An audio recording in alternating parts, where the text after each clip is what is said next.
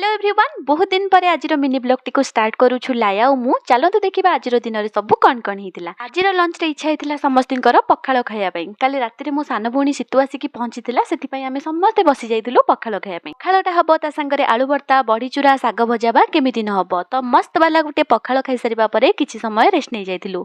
Evening रे उठिके देखला बेलू बहुत जोरे वर्षा पवन अलरेडी हो जाइए। इवनिंग रे गरमा गरम चाह सांगरे बिस्किट टिके खाई सारा पर आम दुई भौणीकर चली बहुत सारा कथबार्ता और मजामस्ती। ता भीतर ये जाइथिले ऑफिस सांगरे नहीं कि आसीथिले चाट।